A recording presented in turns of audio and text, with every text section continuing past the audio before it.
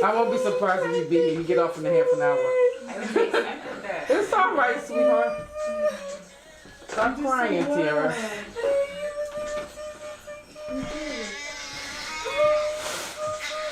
Wait, what did we have? Let's get some more towels.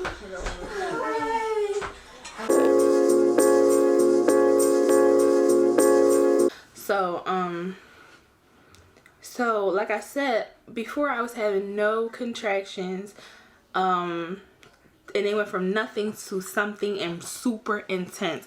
So I'm like, at 1:56, I texted Tasia, this is Sunday morning, and I said contractions have been very consistent for a few hours. So like I said, about 12, the contractions started coming in. It was like every 20 minutes, every 12 minutes. But by 1:30, they were really intense. I said the contractions have been very consistent for a few hours, very painful. I don't know what's going on. They come in every 2 to 3 minutes now, and they was just 8 minutes apart. And I said, I'm starting to feel a lot of pressure. And it was like game time, because this baby about to fall the fuck out. It was, so I had to like prepare myself. And Saskia came right in. I think TT, the assistant midwife, came first, and then, well, TT was the student midwife at the time. Shout out to my girl TT. She's a fucking midwife now. Okay. Yeah, TT came first, and then Saskia came, and I was laying in the bed, and I had to convince myself that I was going to get through this, because the entire time I was pregnant, I was like wondering if my body could do this again mentally. Like, y'all don't understand that pain unless you've given birth before, and if you've given birth naturally before, and if you're giving birth naturally outside of the hospital before. Like, there's so many, labor is different for everybody, and induced labor feels different than natural labor. Natural labor in the hospital feels different than natural labor at home. Like, there is so much, right? So if you're giving birth, period, you know the pain. Like, you know the pain. I've gotten an epidural, and I know how painful having an epidural is, okay? You know, fucking, you think just because somebody got an epidural, like, it's so easy, breezy, beautiful, cover girl, but it's not. Okay, so Asasia got there, she checked me. I was only like 3 or 4 centimeters when she came, but I was in active labor, so I was laying in the bed going through contractions, getting counter pressure put on my back, and as soon as that was, okay. So the way I got through labor was I was using a counting system. When I get nervous and I go through anxiety, I count. Like, yo, I get nervous walking down the steps. I always think I'm falling down the steps, especially with my kids. So I count. I count the number of steps in my head every time I walk down the freaking steps. Okay? True facts. I don't even know my husband knows that. But yes, I count. So I would do like 5 contractions in the bed, and then I'd be like, I'm ready to move.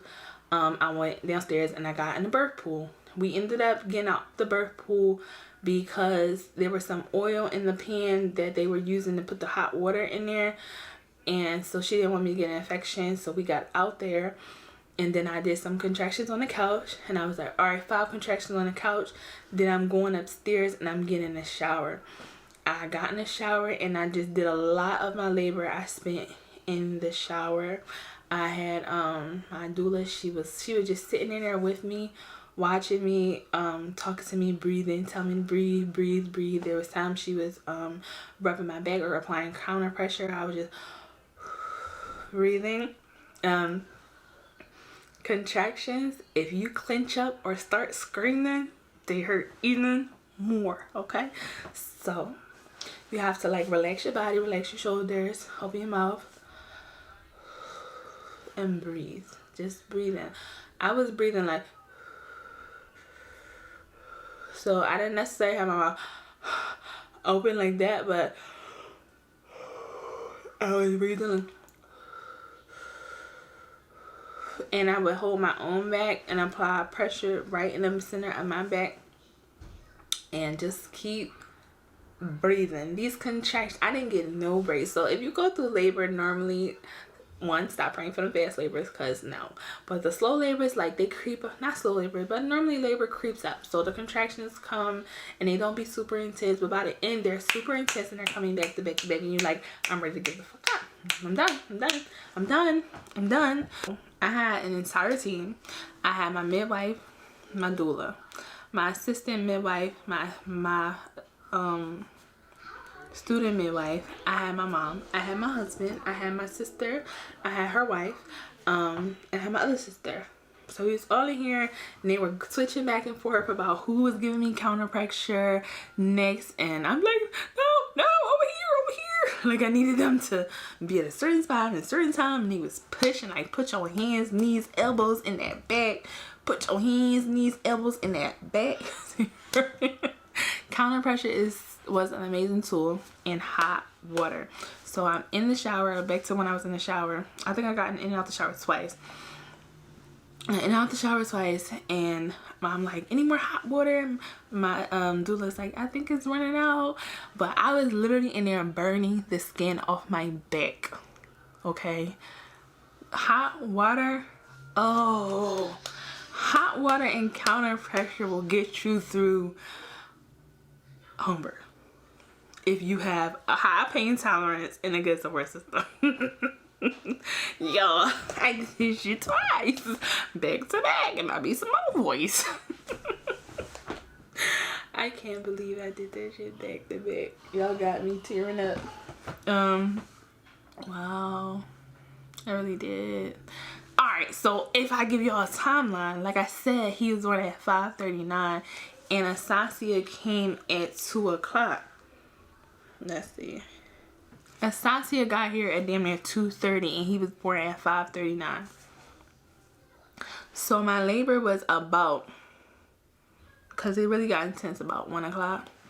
So from 1 to 5:39, I think I started pushing like 5 o'clock. My labor was 4 hours. 4 hours labor. Winter was 10 hours active labor. So 10 hours. So it was 10 hours after my water broke. Champ came, my water broke at 8:30, and then he came at 5:39. So that was,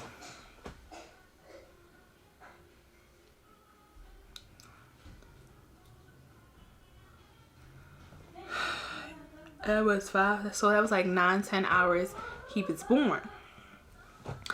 My early labor, Winter, I was in early labor all day. And the same with Champ, I was in early labor all day. But if we talk about when active labor started to where I was feeling contractions to the time he was born, it was a max of 4 hours. That is a fast labor. Like a fast labor. The last 4 hours of birth for Winter were intense. This was pure intensity. Like, nothing ever stopped. I didn't get a moment to breathe. I didn't get a moment to talk. I didn't get anything. Like, all I could do was focus on myself and breathe, and counter pressure and hot water. So then it was getting so bad. I told my midwife, I said, Asasia, either I'm pushing right now or I'm going to the hospital. And she's like, I don't think that's gonna happen. I said, I'm either pushing right now or I'm going to the hospital. So she's like, okay, well, let's get out. Let me check you. I thought, okay. She checked me. I was 9.5 centimeters with a cervical lip. So she's like, okay, you have a cervical lip is where a piece of your cervix is like hanging over top of the baby's head. So where they can go in and pull it back with their fingers, and then I would have been 10. So she like, same thing happened with Winter last time. She like, okay, I can pull it back. If you're ready to push, we can push. If you feel the urge to push. First, I didn't feel any urge to push, and I was laying on my back and I was trying to push, but I couldn't. All I could feel was like, I just was like going away from the contraction that I felt, and it just was super painful, and I didn't feel the urge to push.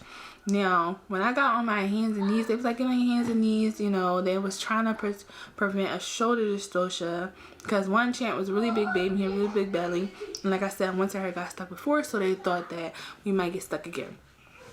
So on my hands and knees, And then on my hands and knees is when I felt the urge to push. And once you feel the urge to push, it's so hard to stop pushing.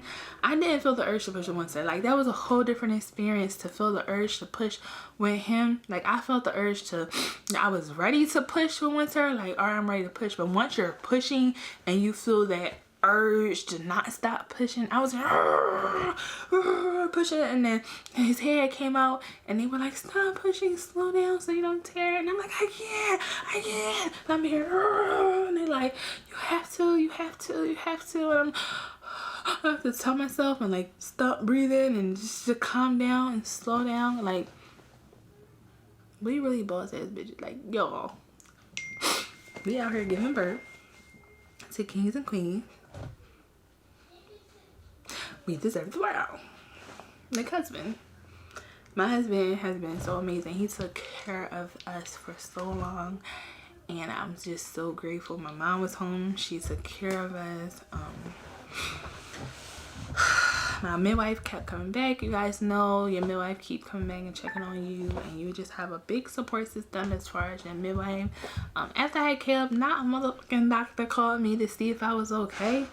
And yo, when I had the nurses take Champ to his first postpartum, so his first visit after birth, because we wanted to get him circumcised, so we had to go to his doctor to get a referral. They were like, do you have support? Did you have support with your midwife? Did she check on you? And I'm just like, but y'all don't do that.